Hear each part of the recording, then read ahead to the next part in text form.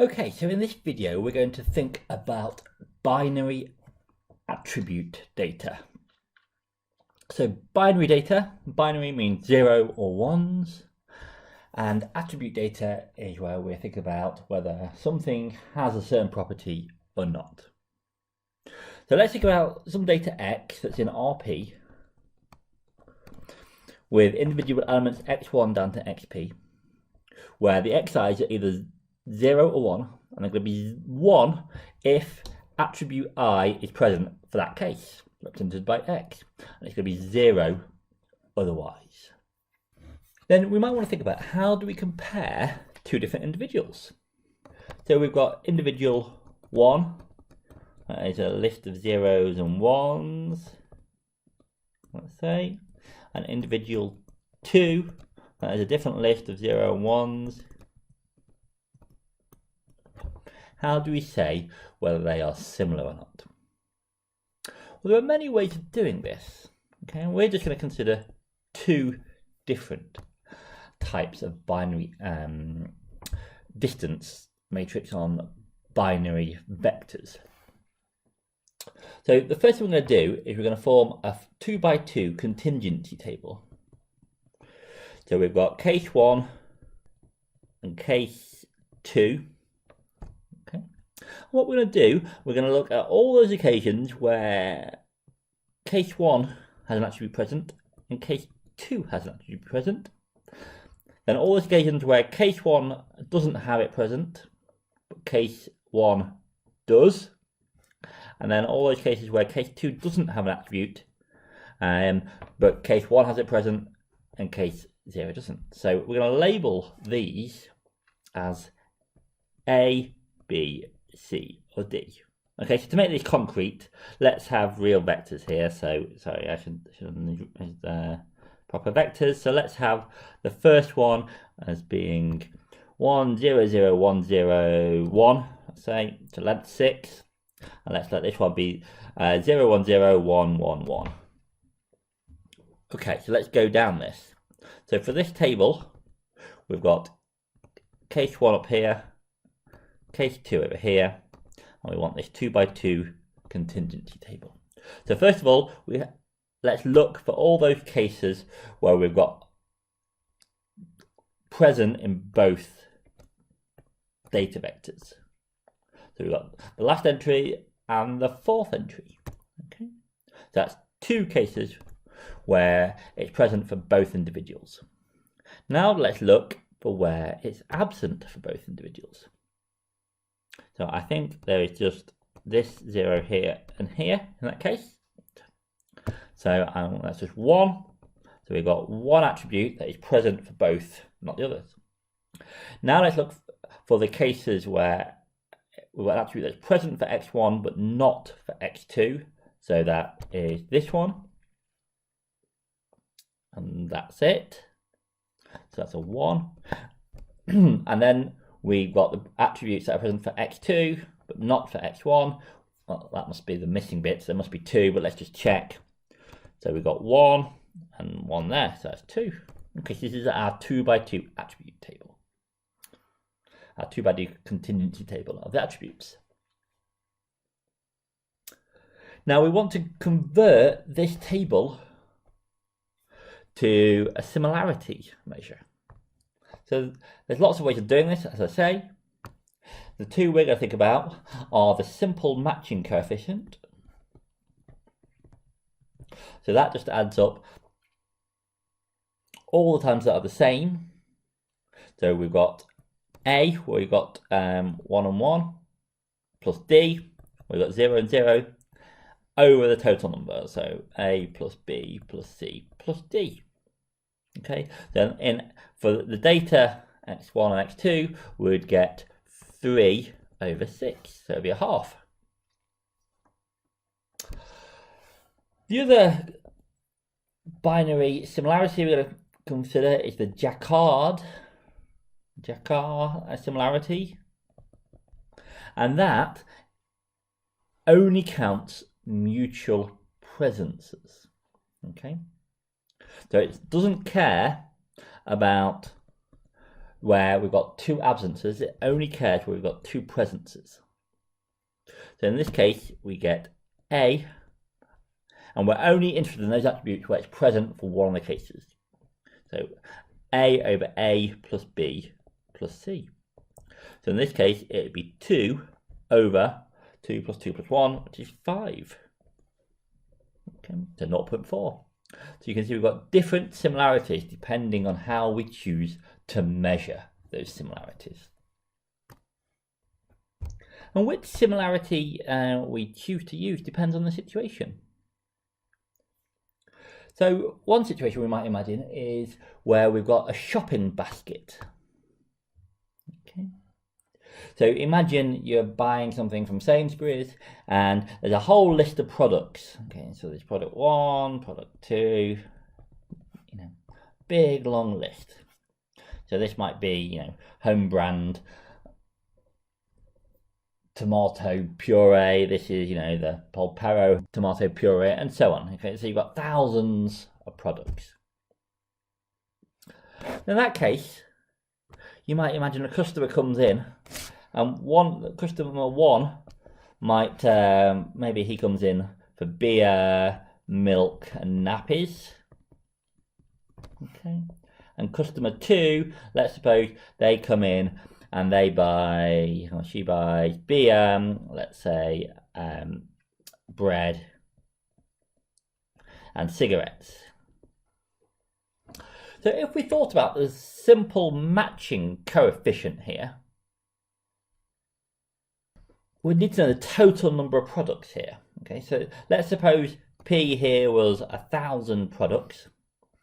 Then for the SMC, the simple matching coefficient, SMC, okay, we have A, things in common here, being 1. We have B equals C equals 2. And we have that D is all the rest. So we've got 4 different products. D must be 996. So the simple matching coefficient here would be 1 plus 996, which is 997 out of 1,000. So on the simple matching coefficient, the largest value this can take is 1. And we've just found for these two individuals, they're pretty close to 1 in similarity. They look really similar by this measure. Yeah, but they're not that similar. They have 1 item in common, then they have 2 different items each. Let's think about the Jacquard similarity coefficient. Here they've got 1 item in common, so it's going to be 1, and they bought 4 different things in total, so they would get a Jacquard similarity of 1/4, which might be a more reasonable measure. There's no right answer here as such, but for this problem it feels like the Jacquard similarity coefficient would be a better index to use of similarity.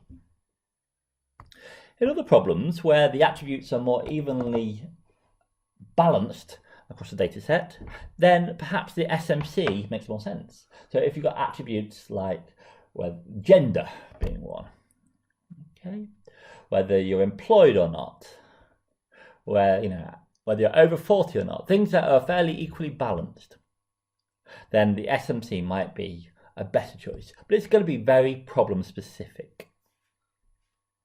So let's look at an example. So I'll start with this made up data.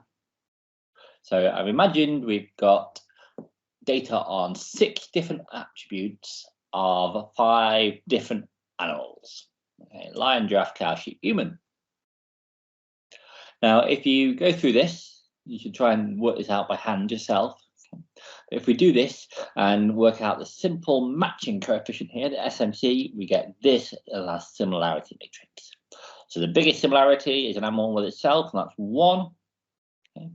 And then you've got things like lions quite similar to giraffe, and so on.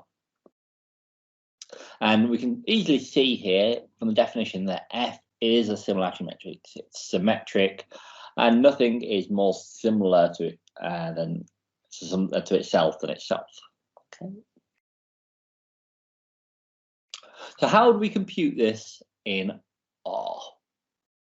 So first of all, I've entered the data into R, so you can use these commands to do that. And then I've written some commands for you to see how to do this. The easiest way is to use the dist command that we've seen before. Okay. So we can use this dist command, but you need to put Manhattan in here for the distance. If you think about the Manhattan distance, that was the L1 distance.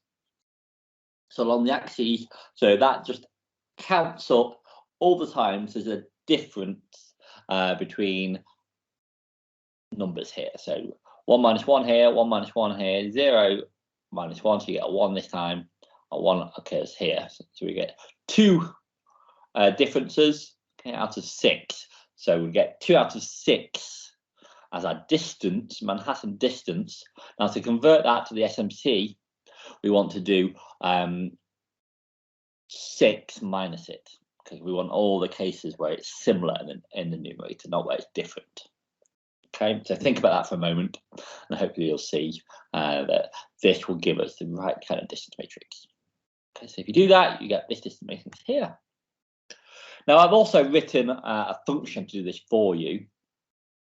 Okay, so I've said this SMC matching for 2 vectors x and y is just the sum of all the cases where x equals y divided by the length of the vectors. Okay, so check this gives what you expect.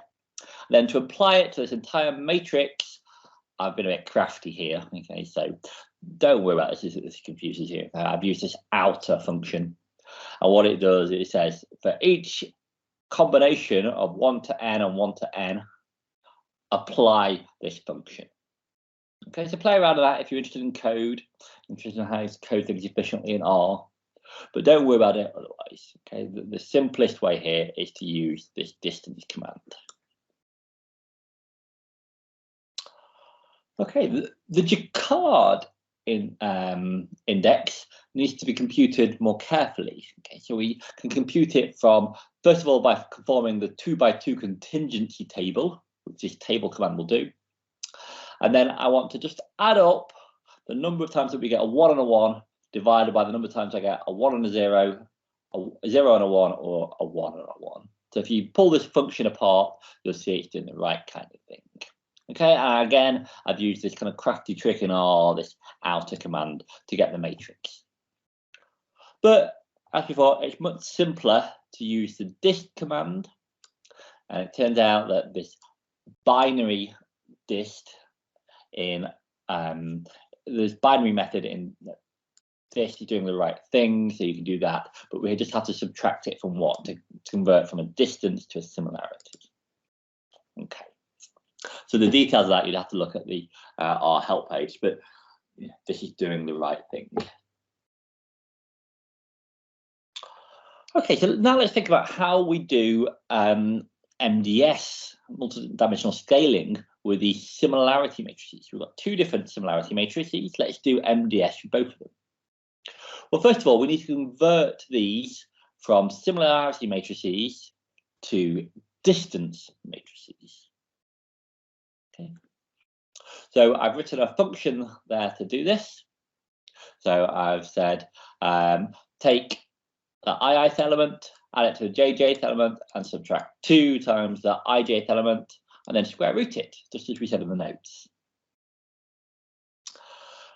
Then we can pass this into the CMDS, classical MDS function in R, and I can do it for both the SMC coefficient and the Jacquard coefficient. And let's have a look. So these are the results. I've plotted the results, and you can see here it's made some difference. So here we've got human right as an outlier with the Jacquard index, where it's less of an outlier, and the SMC index, and we've got lion and giraffe closer and so on. I mean, these are made up data, so there's no point thinking about this in detail, but you can see it has made a difference. Okay. So just finally then, let's think about doing MDS with the MNIST data. And To make it different to PCA, we've already seen doing PCA re-MNIST, and remember classical MDS is the same as PCA.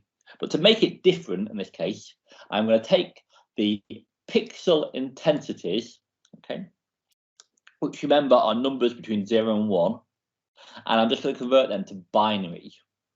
So I'm going to say if the intensity is bigger than 0.3, let it be 1. If it's less than 0.3, I'm going to let it be 0. So I've taken my vector of length 784, each element is a number between 0 and 1, and I've converted it to a vector of length 784 zeros and ones, so binary data. Okay, then I've computed the simple matching coefficient similarity in the way we did before. I've computed the Jacquard similarity in the way we did before, and then I'm just going to do multi-dimensional scaling for both of them. And then we're just going to create two plots like previously. So I've reduced them to get two coordinates. I should have said you can change the number of coordinates in MDS, this command, but by default it sets to 2. I'm going to plot those two coordinates, and I'm going to colour them by the digit used. Okay, so the plotting command's here. You can play around with this yourself. Okay. So first of all, using the SMC, the simple matching coefficient, I've plotted the first coordinate and the second coordinate found by MDS, and I've just coloured them by what digit they represent, and I have given the digits as well. And you can see, not too badly, like with PCA, we found some clusters here, we found the ones are over here, we found the zeros, and some of the others are jumbled up, but we're not doing too badly. Found something interesting. And then we can do the same thing with the Jacquard index, and we get a slightly different result. Okay, it's not necessarily better or worse. We'd have to do some tests to determine that, build a classifier and so on. Just to know it is different. Okay, so depending what similarity we use, whether we use the Jacquard in this case or the SMC in this case, that affects what results we get.